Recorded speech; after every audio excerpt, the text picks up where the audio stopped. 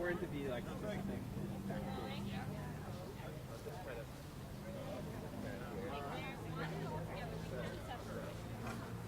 You're doing a separate job. And then if you're speaking today, if you could come on over near the microphone and gather over here.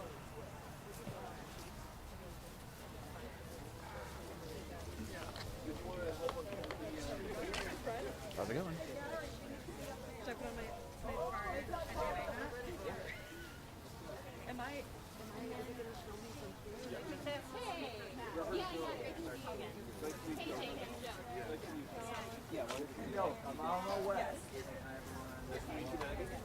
Okay. So we'll know who to deliberate with. Yeah. And yeah, if you want to stand kind of close. Sure. Okay. Yeah. Okay.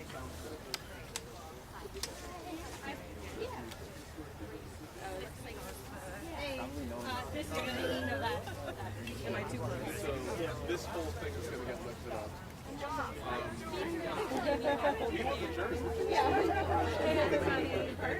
posting live at the State House in the courthouse steps in Montpelier, Vermont, with the Nonviolent Medicaid Army.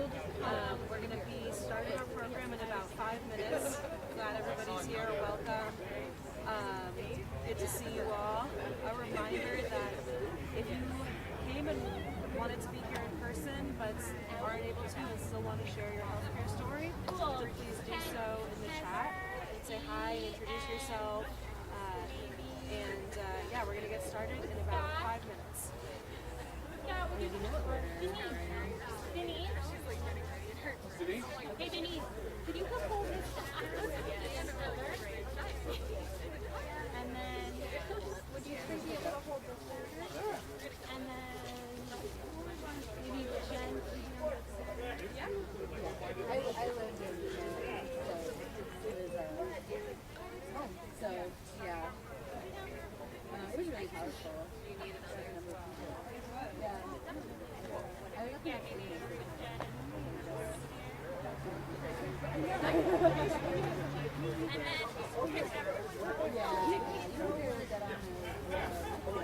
All right. We're going to need some folks down on the other end. We're going to need a lot of folks down the other end today.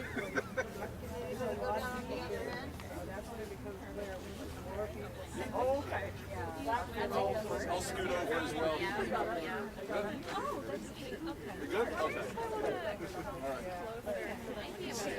All right. Yeah, we got a couple other folks down the other end already.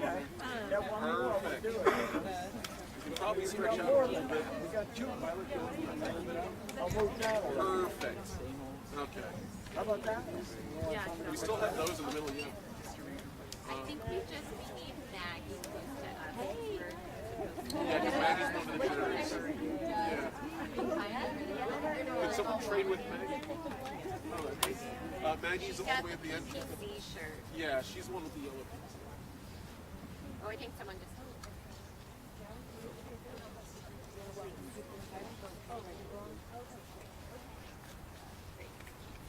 Hey everybody, welcome. We're live with the Vermont Nonviolent Medicaid Army from the steps of the Vermont courthouse. We are about to get started. If you haven't already done so, introduce yourself in the chat. We're going to be hearing some folks' healthcare stories, and we'd love to hear yours as well. So please put your healthcare stories in the chat, and we'll be able to lift some of them up.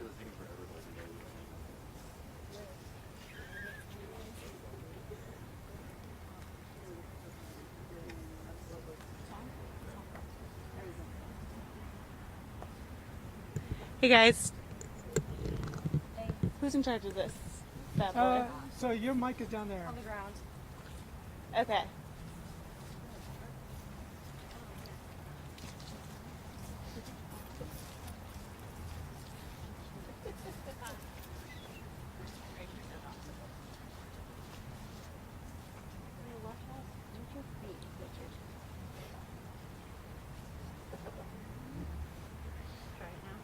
Hello. Beautiful. Third time's a charm. All right. So we're going to have some folks lead us in song as we start, and then we're going to get into our program. We're going to get into our program today. but our song leaders are going to kick us off here. Hi everyone. So good to be with you all. We're going to start with some songs. We're going to start with the song Mean Things because that's what's happening right now. Well, you'll catch on real quick. There are mean things happening in this land. There are mean things happening in this land. Medicaid cutoffs are on the rise. The sick and poor are left to die. Medicaid cutoffs are on the rise. The sick and poor are left to die. There are mean things happening in this land. There are mean things happening in this land. There are mean things happening in this land. Oh, those healthcare profits soar as we pay more and more.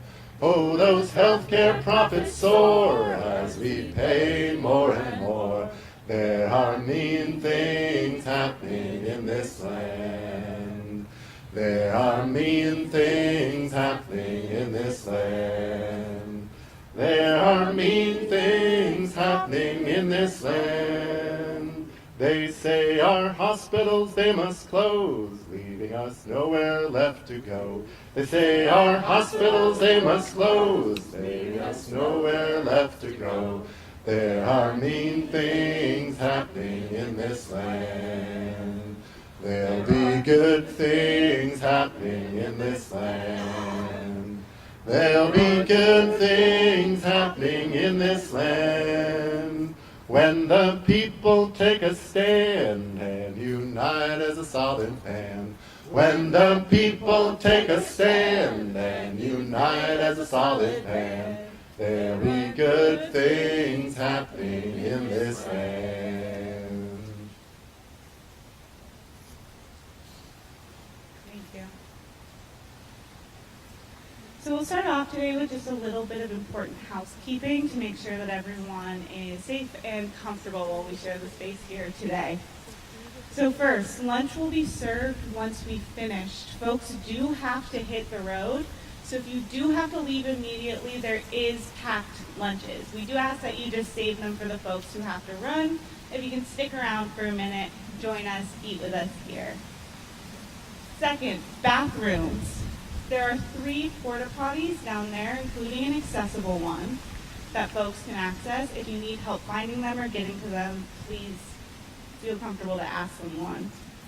And then finally, taking care of each other and ourselves in this space is always a priority.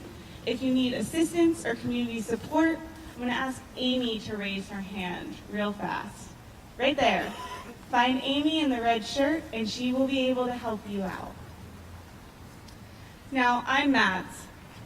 I'm going to be officiating this People's Trial, which has been organized by the Vermont Workers Center and the Nonviolent Medicaid Army. Today, it's important to know, is part of a national week of action. We'll begin with this statement being read in states across the country.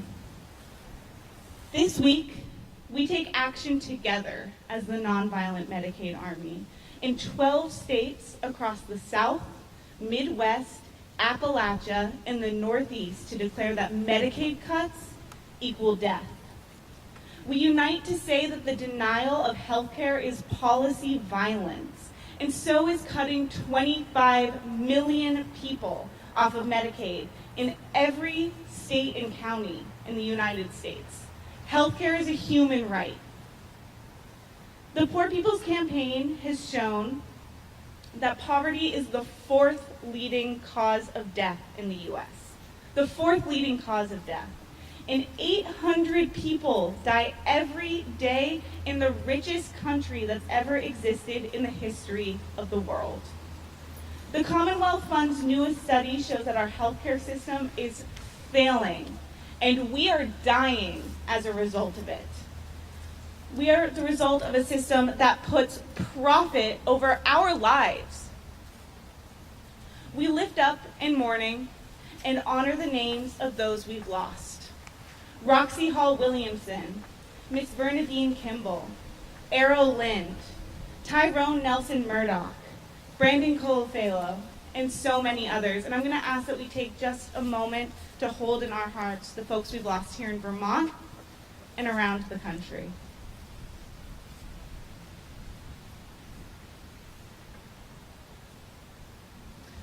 We gather here to cry justice and to challenge the false narrative that this Medicaid purge is going back to normal, or that millions who have or will be cut can get health care through their employer or through the ACA.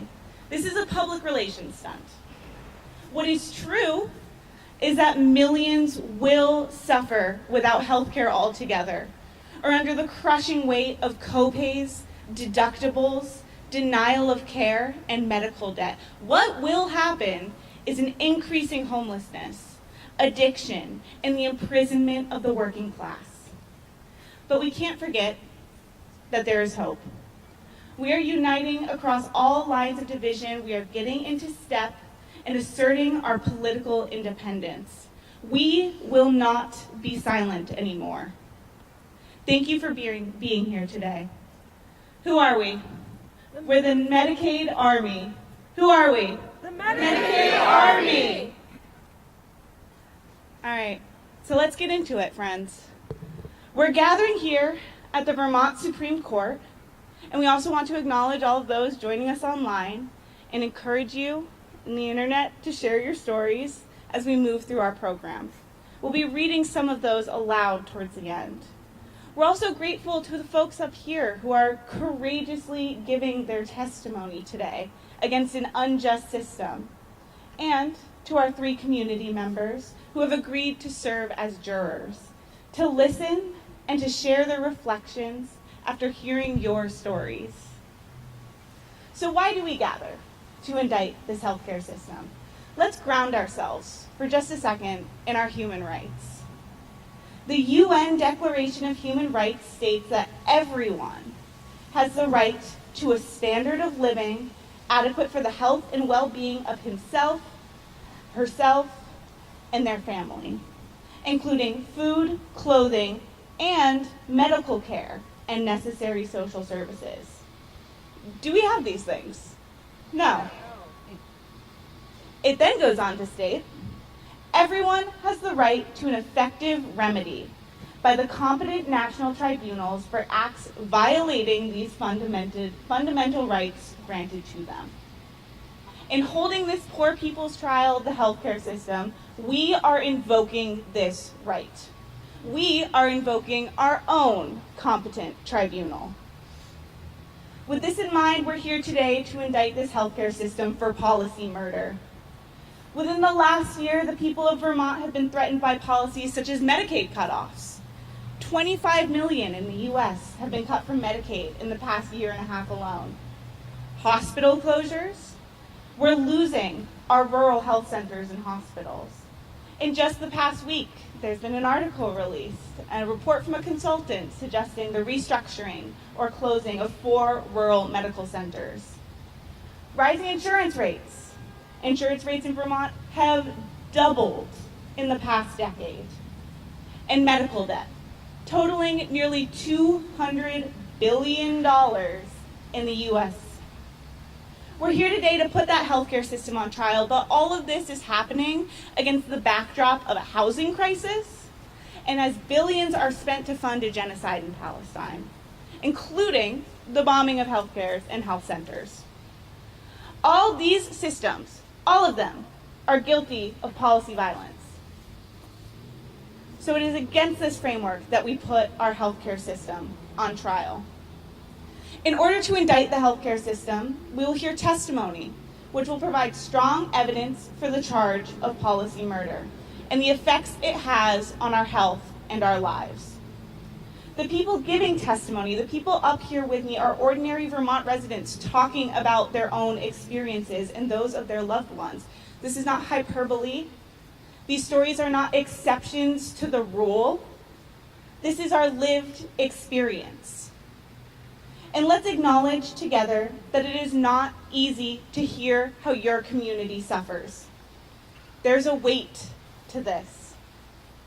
We are sharing a heavy load today. Yet it is so important that we hear each other and we see each other and we bring light to each other and to our stories. Each testifier will have 2 to 3 minutes to share, and when their time is up, I will approach them with a gentle hand on the arm to let them know that their time is coming to a close. And so now, let us welcome our first testifier, Karen Saunders, reading the story of Grace Benenson, who could not be with us today. Thanks, Mads. I'm here because Grace is still suffering the ill effects of a stroke from 10 years ago. So what you're going to hear me read are her words that she prepared in hopes that she would be able to be here. And she starts out by saying, when you're already underwater and you have a health crisis, your whole life falls apart. My healthcare story really started with a 2008 recession. The company I worked for faced financial difficulties, so my hours were cut from 60 to 30 a week. My income was cut to less than half of what it had been, while prices kept going up. I just kept getting deeper in the hole, and what I didn't know was that I had undiagnosed diabetes. Then, in 2014, my company switched to health insurance that had a $5,000 deductible. I was on a prescription medication that cost more than $300 a month out of pocket. I couldn't afford to go to the doctor. Because of this, because I couldn't afford to get symptoms treated, I had a massive stroke. Then I lost my job because I couldn't go back to work full time. The thing about leaving a working life and entering into life with a disability is that you don't get a coach to guide you through the processes of applying for all of the varieties of assistance you need. I lost my health insurance. I couldn't afford COBRA. I got Medicaid and food stamps, but I had no other source of income. I racked up $7,000 or $8,000 on my credit card while waiting a year and a half for disability to come through, and I still ended up homeless. Once I got on disability, which as many of you know, is barely enough money to survive, I discovered that an increase in Social Security can disqualify you from Medicaid. One year I was denied Medicaid because I received a $19 increase in my Social Security benefits, so I no longer qualified. Every year since, I worry about it happening again. People ask, are you depressed? And I answer, I don't know why I'm not depressed. After my experience with the prohibitive costs of health care, I don't want to see anyone else denied. We should have Medicaid for all. There are two things that I want you to take from my story. One is that all of the crises we face are interconnected. The economic crisis, the healthcare crisis, the housing crisis are all wrapped up together for me and for millions of other people. The other thing is that I almost died because I had health insurance that I couldn't afford to use. The decision not to have universal publicly funded health care in this state is policy murder. Thank you. Mads, please approach the next. Thank you, Karen, and thank you, Grace, for sharing your story. Up next, we have Heather Bauman from Charlotte.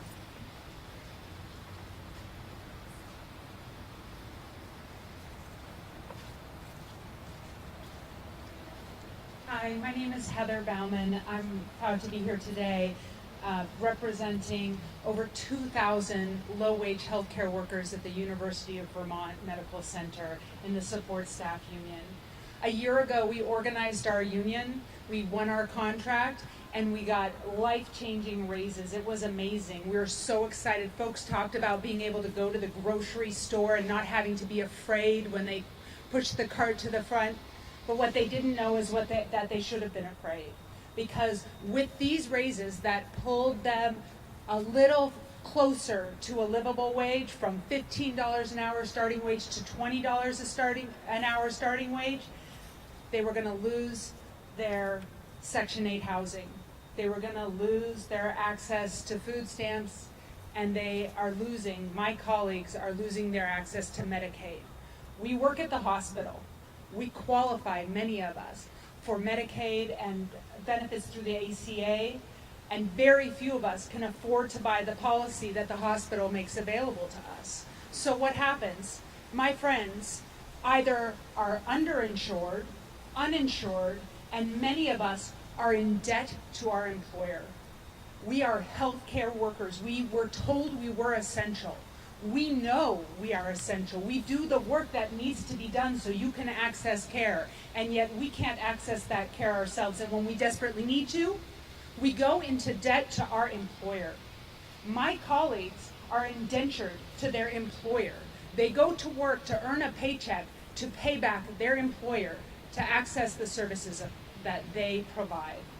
It's unconscionable, it's unacceptable, and we stand proud with the Medicaid Army. Thank you, Heather. Up next, we're going to invite Denise Walton from Concord, Vermont.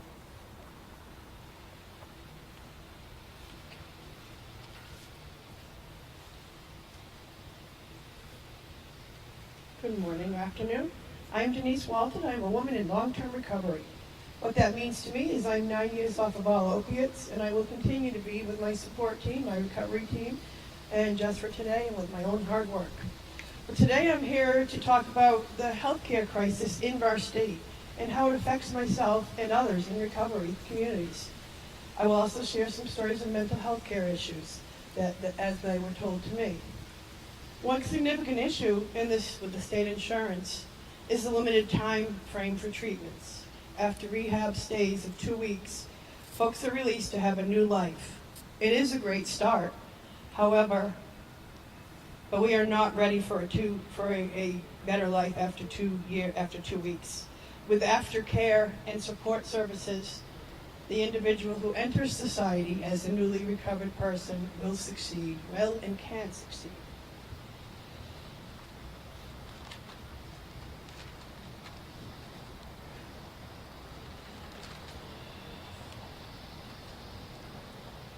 When they are connected with peers and professionals, these programs can serve as connections, which we know is the opposite of addiction. We can set these folks up for success and not failure. In St. J, there are no aftercare transitional programs for women, as there are all over the state, which have been proven very, very successful. There are several for men, and they are full, and they are positive programs for our community. Part of my recovery has been my holistic healthcare team and providers. I suffer from chronic pain, and this team helps to keep my pain bearable and my life livable. Unfortunately, my state insurance does not cover these services, so I must pay out of pocket. There is no choice on Vermont state insurance. Not much is recognized as far as prevention, or proactive health care. They will, however, provide me with many medications that are costly and not beneficial to my health. And those prescriptions fed my addictions for years. It is with access to adequate health care options and supported programs, recovery is and can be possible. Along with inaccessibility to good wraparound support services and other options, I am sharing some mental health concerns from my friends and family. It is very hard for them to access good therapy or psychiatrists. Many have to wait months for a provider. Some also spend days in a hospital, 5 or 6 days a week. And when they are released, a provider is assigned to them. Their providers are not consistent, and they change multiple times in a year. One friend even told me that she was sent home from the hospital with emergency with a promise to call her GP if she didn't feel better in the morning. She told me she was suicidal that night, and many others. How deadly and sad, as Vermont has one of the highest suicidal rates in the country. So we deserve better and more comprehensive mental health care is needed. Now is important forever. It is often complicated with recovery as folks continue to self-medicate. Untreated mental illness is treated, we can and will recover and live healthy, active lives. It is today that I stand on these steps to tell and to share these stories with a demand for a better healthcare system, one that will allow folks to see a doctor, healthcare provider in a timely manner, a healthcare system where we can access medications, treatments, and options for our health, not profit. Access recovery support services and programs for success, and so much more. I have shared our stories and ask you, the state, to revisit the Universal Healthcare Law, a statute started that was passed in 2011, yet continues to be unfulfilled.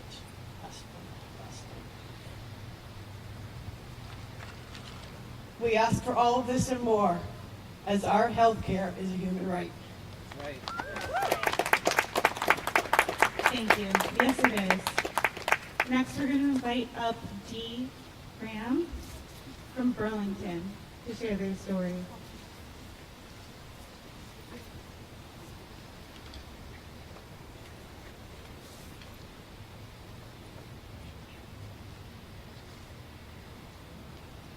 There's a stool. You want to stand on it. What? There's a stool if you want to get above you. Hi, my name is Dee Graham. I'm so grateful to be here with you all today. I'm a medical assistant at Planned Parenthood. I speak today on behalf of myself and on behalf of my union, PPNME United. Working in reproductive health care, I see our broken system every day. The following are just a few shameful examples of policy violence. Abortion access. Even in a state where we are lucky enough to have certain protections, access is not always guaranteed. Many private insurance companies don't cover abortions, and out-of-pocket prices are at least $555. Planned Parenthood workers themselves, many of us, couldn't afford to have an abortion. Oh, yeah, thank you. Gender-affirming care. Many uninsured patients are unable to afford costs of visits and medications. Out-of-pocket costs for gender-affirming surgeries can range from $5,000 to $30,000. And let me stress, these are vital, life-saving care. Prior authorizations. In attempts to cut costs, private insurance companies require providers to prove their patients need the medications they have already prescribed, and that also wastes time for health center workers, creating more costs for the organization. Delay in care. Due to insurance barriers, people present with worsening symptoms that are significantly more complex and difficult to treat, like an untreated HPV infection becoming cancerous. And access. We all know firsthand how extremely difficult it is to even access healthcare. We hear many patients report long waits to be seen at other facilities if you're lucky enough to even find a provider for urgent matters that cannot wait that long. Short staffing in our health centers due to unlivable wages and poor working conditions. There's often little to no help and no resources navigating the broken healthcare system. I work in healthcare and I still barely know how to navigate this system. Healthcare workers, our healthcare workers, can barely afford the high deductibles and medications that they need to live, like diabetes medications, not to mention the 90-day waiting period enforced by many workplaces, which causes significant harm. You could make a couple more dollars than the FPL deems is necessary and lose any feasible financial options for your healthcare. I had an abortion patient who made just over the line to qualify for birth control funding and couldn't afford an IUD post-procedure, and she had to go home to a place where she had no access to any birth control options. It's blatant that people receive different quality of care due to the broken systems we're forced to exist in. Our elected officials continue to support and fund systems of oppression in our communities and across the world, police brutality, genocide in Palestine, rather than provide material support for our most marginalized communities that are disproportionately impacted by policy violence and policy murder. This could be avoided. There is a better way. Our union is currently bargaining, fighting for a fair contract for better and more material outcomes for our workers and in turn our communities.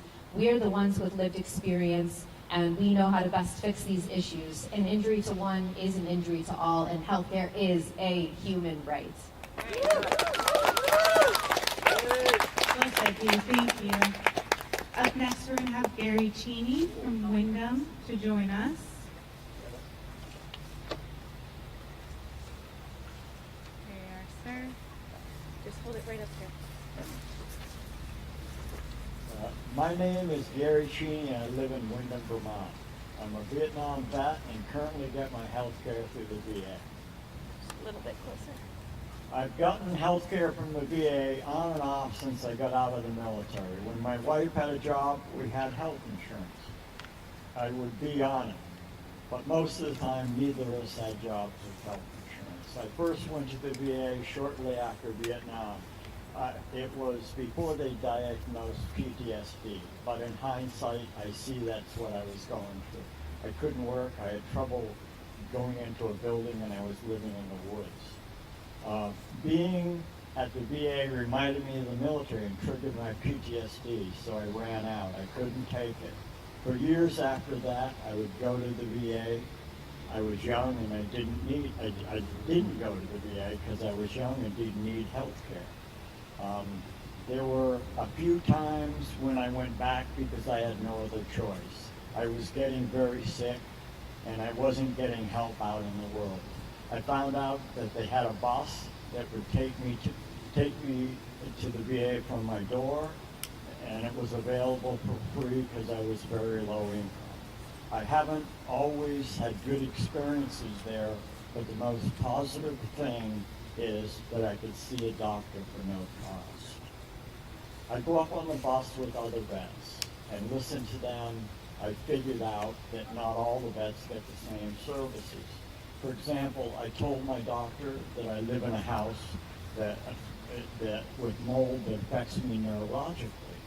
But the VA didn't do anything about it. On the bus, I heard a Marine who was in for 30 years and got his mold in his house remediated. I'm still working on trying to get my mold remediated. Some vets might even get dental care, which I don't get, but I needed when I still had teeth. In addition, the VA is understaffed. It's only in the last 4 years I actually saw a doctor. There are only 2 geriatric doctors there. From my observation, 80 or 90% of the patients are geriatric. If the VA was properly staffed, it could be a model for what healthcare could be in the U.S. At the same time the George Bush administration started the Iraq War, they were closing VA facilities. When you go to war, you come back messed up. It's called PTSD. They're using our tax dollars to send people off to war, but they make it hard for vets to get the care when they come back.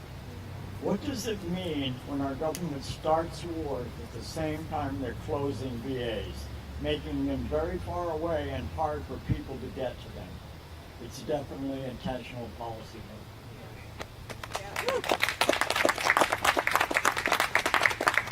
Thank you, Gary. Up next, we have Ian McCarr from White River Junction, Vermont.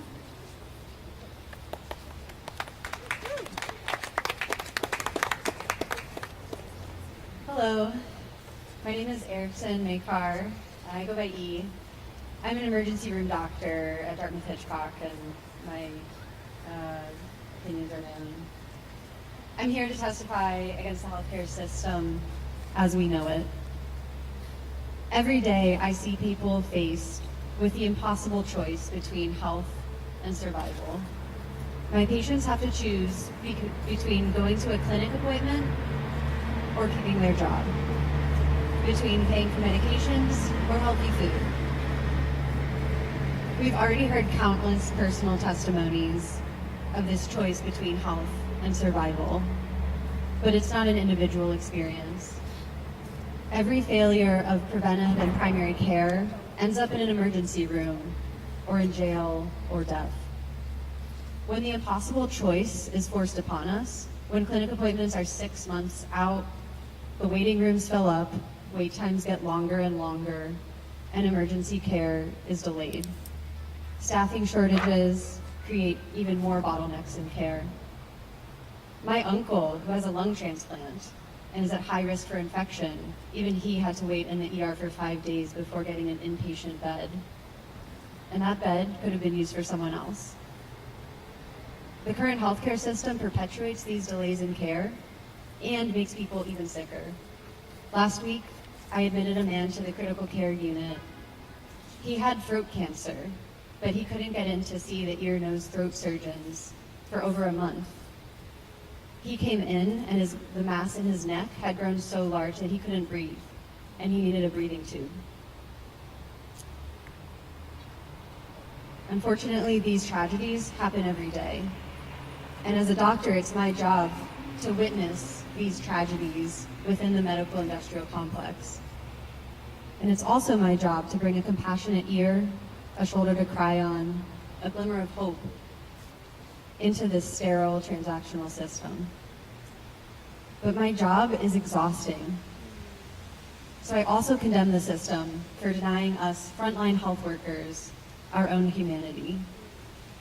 Doctors, nurses, NPs, PAs, all alike are treated like units on a factory floor. I'm scheduled for long, impossible shifts, which I have to stay many hours late for. I do this 5 to 6 times per week. If I request off, my colleagues have to take on more work. We're told to work harder, to give up pieces of ourselves for the sake of our patients and our coworkers. We're told to do it because we care, and if we don't, we're bad people. But I refuse to take on this martyr complex. I refuse to accept a zero-sum game of my health or yours. And I reject this fabricated choice between health and survival. It's just not true. I, too, with my comrades standing here, charge the healthcare system with policy murder.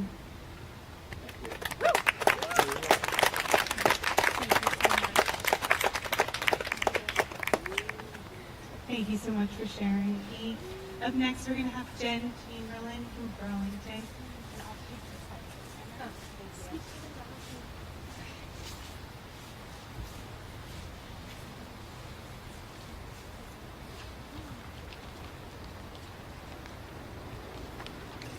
Hello everyone, my name is Jen Chamberlain. I'm a nurse practitioner. I live in Burlington, but I'm a provider at the Springfield Hospital Emergency Department. As many of you know, there was a consulting firm that was hired by the Green Mountain Care Board that recently came out with a report and recommendations about the state of the Vermont healthcare system. And I'm not going to go into a lot of details, but essentially the picture that they painted was incredibly grim, that our healthcare system is failing. And really, I mean, is this surprising? No, we know this. We have been yelling this for years. This is exactly what we have been saying. And it's been failing everyday Vermonters for a long time. So thank goodness that our government is finally being forced to hear us. And it's not us who are saying it, which is very frustrating because we've been saying it, but they are finally being forced to hear it. This report lays out a framework to completely overhaul our health care system and our hospitals. And in the case of Springfield Hospital, where I work, the recommendation is to close. They want to close the hospital. They want to keep the ER open, but they want to close the hospital. I believe this would be absolutely devastating to the community. This is a community that has been suffering for a long time. There are lack of resources and poor access to care. And many of the people in this community have incredibly complex healthcare problems. I see patients every day who tell me that they can't get in to see their primary care provider for months, or that they don't have a primary care provider and that they can't get on a list to see one. They tell me that they don't have transportation to get to their appointments. They tell me that they don't have money to pay for their prescriptions. And in some cases, they don't have heat, they don't have electricity, or they don't have water. These are Vermonters. These are our community members. People in the richest country in the world, and they don't have running water? We can all agree, or I think we can agree, that some of the recommendations made by this report make a lot of sense. That we need to increase primary care, that we need to increase community resources, that we need to make our healthcare system one that is affordable and that will work for everyone. We all want sweeping change. That is what we are here calling for today. But I have huge concerns about how this report says they need to be done. This report is saying that we need to close hospitals. It says that we need to keep things like the ERs open but close hospital beds. That I need to be transferring my patients hours away from their community so that they can receive care that they deserve. These people should be able to get health care in their community. And the other problem is that they're saying we need to keep patients out of the hospital. Well, to do that, we need primary care that functions. We need people who have transportation so they can get to their appointments. We need resources to be built up in our communities, and this is going to take years. It's going to take so much money and years to get our communities to the point where we can support not having local hospitals. And I have huge fears that the way that these changes are going to be implemented are going to further hurt communities that are already struggling, and it's going to take away their safety net. The only safety net that Springfield has is its hospital right now, and it is not fair to take that away. So our healthcare system needs to be put on trial, absolutely, and we need universal healthcare, and we need to be putting our people first, not just thinking about the profits and making our healthcare system one that is more cost effective. It needs to be one that actually takes care of people. So, thank you.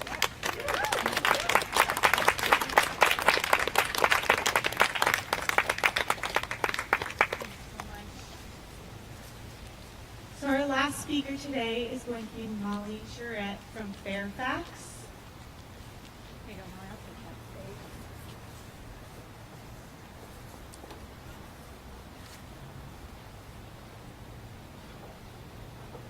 Hi everyone. When I talk to my friends who are on Medicaid, I always recommend, as a provider of healthcare and as a private consumer, to stay on for as long as possible. For some of those friends, that means not marrying their partner, because then they wouldn't be able to afford to have children under private insurance. For others, that means staying in a job they hate to keep their Medicaid. And I say that as someone who has been on private insurance for many years. They sell us health insurance as a commodity, but then they punish us for using it. I took the most expensive, inclusive healthcare plan my company offered, assuming it would automatically cover my mainstream insulin pump. It wasn't until insurance had denied payment, told us to talk to the pharmacy, who told us to talk to the insurance, who told us to try some durable medical equipment companies, that then we finally called the company who makes the insulin pump, who then called the insurance. That is when we found out my insurance did not cover this insulin pump. I am incredibly lucky and thankful that my company was able to amend their policy to cover my insulin pump, but it still left me without my proper equipment for a month. If you know about diabetes, you know that this means my kidneys became more endangered. Even our brain uses insulin. So being not able to have that has really affected my health this past month. And again, I am really lucky that they amended it. That is a very rare instance. Because of private insurances, those of us who need insurance will always be the most vulnerable to the twists and turns of privatized insurance. Medicaid for all is the most equitable, practical solution. Thank you. Thank you, Molly. And thank you for everyone who courageously testified today. We're now going to invite Avery up to share a few of the comments that we've collected from the folks watching us online. So folks have been weighing in online, sharing their stories as well. Naomi says, so if I didn't have medical insurance, I wouldn't be here for being shot in 2019. Mary says, Vermont Medicaid allows me to be able to stay with and provide hands-on care for my husband, who suffered a disability following removal of a cancerous colon tumor / chemo and possibly long COVID, resulting in neurodisability. I have minor disabilities of my own. If I did not have coverage for my medical expenses through Health Connect, I would have to leave him alone and work, worried and in pain, to afford our rent in our tiny one-room apartment. His Social Security just barely covers our bills, but we managed, thanks to the medical insurance coverage I received and the local food pantry. If I were not covered, we would be on the street. We would all benefit from there being Medicare for all. Then Ann says, as a retired senior, I was thrown into a Medicare Advantage plan without my knowledge until my Medicare card wouldn't work at a provider. These Medicare Advantage plans take 15% for overhead and profit, as opposed to traditional Medicare that only takes 2% from overhead and nothing for profit. So frustrating that Medicare Advantage programs are now the most common in the US.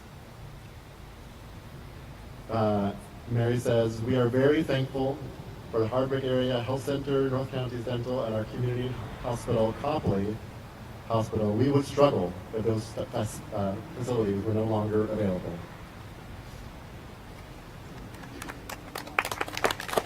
Thank you everyone online who is joining in and sharing your stories with us. And we also encourage folks to look at the photo petitions that we've been collecting from around the state, the testimony from folks who couldn't be here in person today, including Nikki, who is sharing that they have to put off necessary treatments for chronic conditions because it's not covered by their insurance. Or Erin, who is a mental health care provider with several chronic illnesses, who was kicked off of Medicaid in July, and healthcare access has been costly and insecure. These are not isolated incidents, friends. This is our life. These are lived experiences. So now that we've heard this testimony from our friends and peers and community members up here, we're going to ask that our jurors take a moment. And as they do, we will have some folks come up to lead us in song.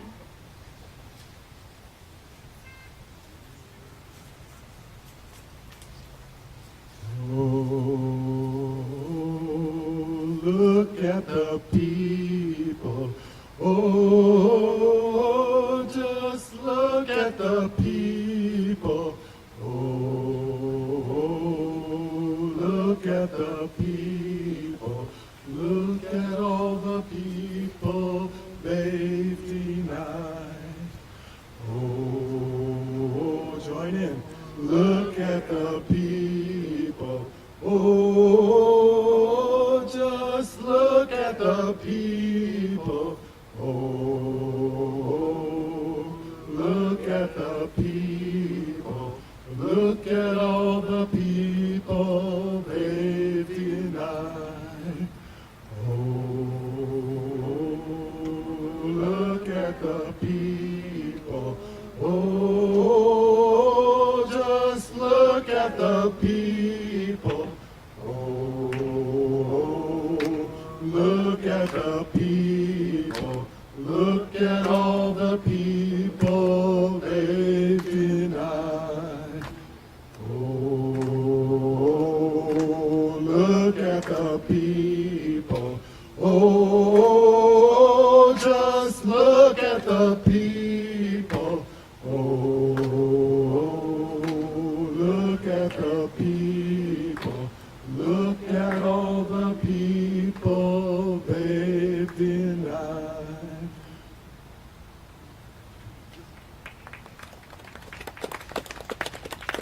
And now, let us welcome Jake Castro of White River Junction, Reverend Joan Javier Duval of the Montpelier UU Church, and Maggie Belens, an RN at the UVM Medical Center.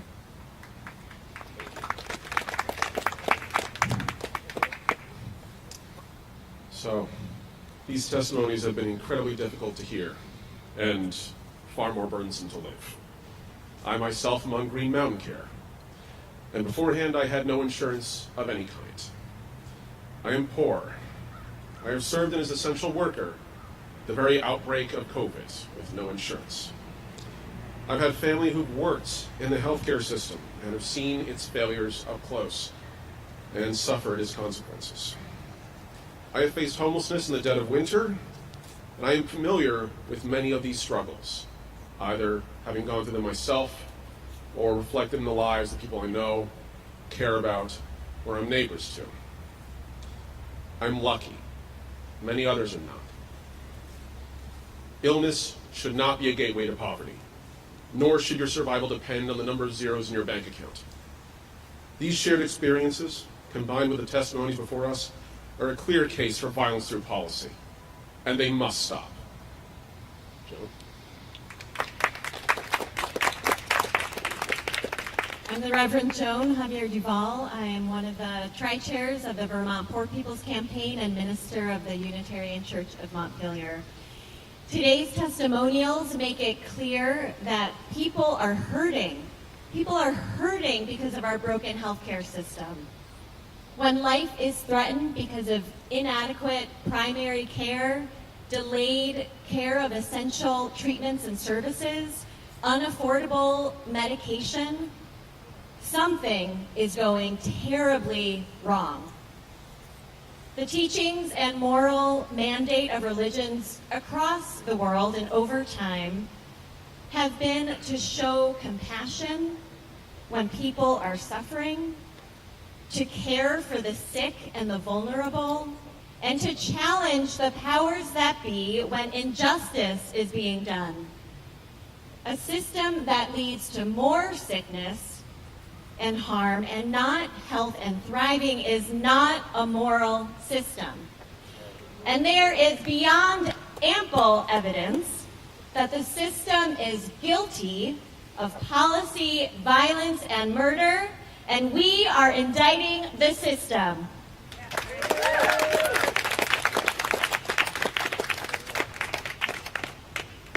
I'm with you, Joan. My name is Maggie Belenz, and I'm a member of the Vermont Workers Center and the Nonviolent Medicaid Army, and I work as a nurse in the emergency department at UVM. The compelling testimony that we've heard here today, combined with the injustices that I see each day working at the hospital, is convincing evidence of a failing system. We've heard from Molly and Grace about the lack of preventative care options.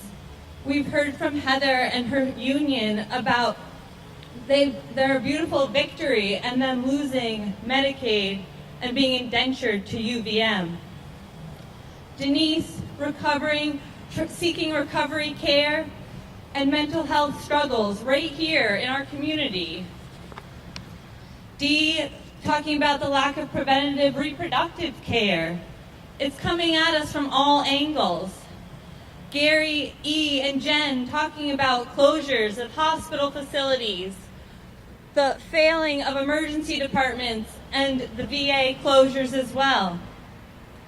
All these stories are representative of thousands more across our communities.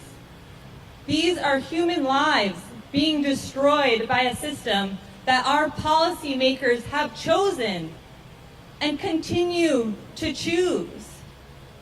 As long as we continue to treat healthcare as a commodity, something that we each individually need to earn rather than a right, we will become sicker, both us as individuals and us as a society. As someone who is dedicated to the health and well-being of others, it breaks my heart to see our government continue to enact policy that is murder. We, the people of Vermont, are here today fighting for our lives, the lives of our families, friends, and communities. The evidence we have heard is representative of the lack of prioritization of human rights in our country. This is an injustice. Thus, here today, we are issuing an indictment of the healthcare system for policy murder. It doesn't have to be this way. It is our moral imperative to try and change the system because we deserve better. A society where everyone has the right to food and clothing and shelter, education and health care. As Martin Luther King once said, we as a nation must undergo a radical revolution of values. We must rapidly begin the shift from a thing-oriented society to a person-oriented society. Forward together. Not one step back. Forward together. Not one step back.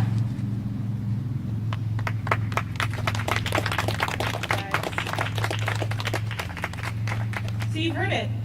There's ample evidence that the healthcare system is guilty of policy violence and policy murder.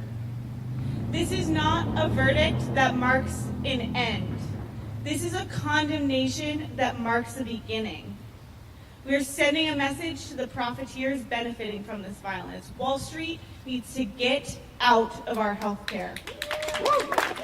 We will not be silent anymore.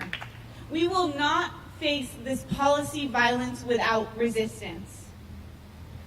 And to our legislators, our policymakers, which side are you on? Are you on the side of policy violence, or are you on the people's side? We can only change this system if we are organized. So we want to hear from you.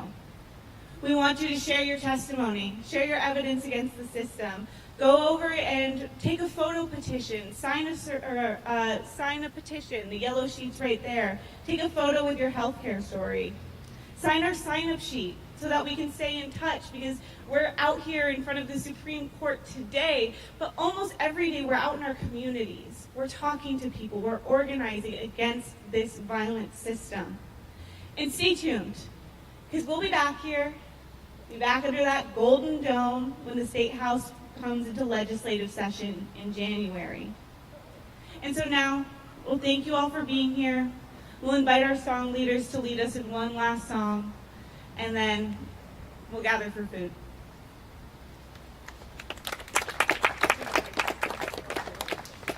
Really powerful day, really powerful testimony, and it just points to the need for solidarity and for the people being heard. And so this song speaks to that. And it's a call and response song. At the beginning, you'll see it's got the word solidarity. I'll say it, you'll say it, I'll say it, you'll say it, I'll say it, you'll say it. And then, and the people shall always be heard. Solidarity. Solidarity. Solidarity. Solidarity. Solidarity. Solidarity. And the people shall always be heard. And the people shall always be heard. Solidarity. Solidarity. Solidarity. Solidarity. Solidarity. Solidarity. And the people shall always be heard. And the people shall always be heard. And the people shall always be heard. Once more. Solidarity. Solidarity. Solidarity. Solidarity. Solidarity. Solidarity. And the people shall always be heard. And the people shall always be heard. And the people shall always be heard.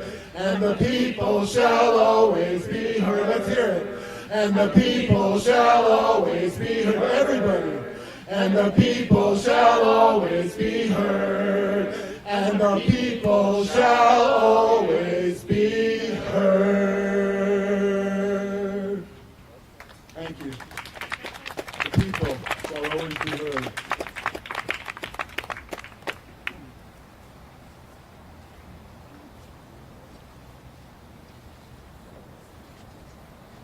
Food is getting set up over there. We invite folks to please grab a box if you have to go, and go sign a survey, share your healthcare story. Thank you all for being here.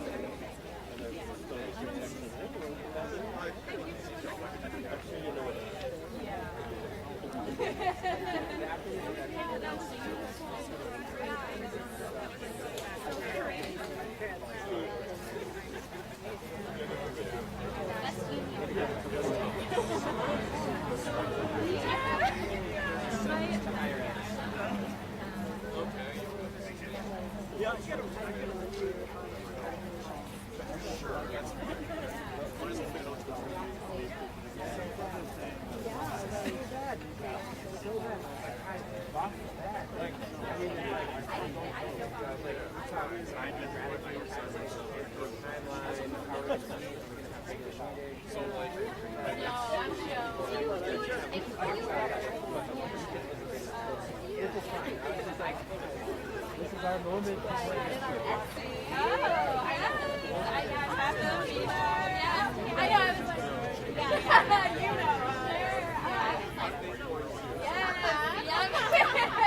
People are always like,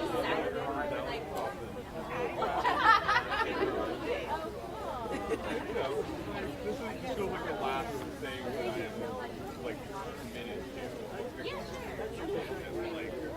Yeah, and I noticed well, Massachusetts. Yes.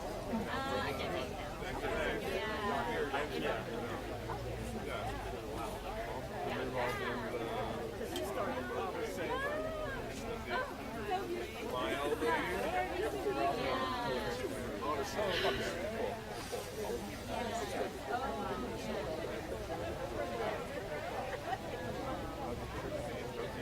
You did fine, man. It makes you feel any better. I actually had a pretty hard time. you know, I haven't yet been there. I love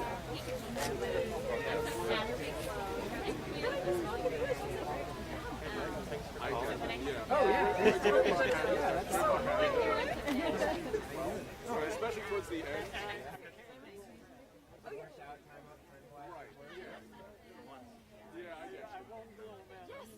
Feel free to reach out anytime.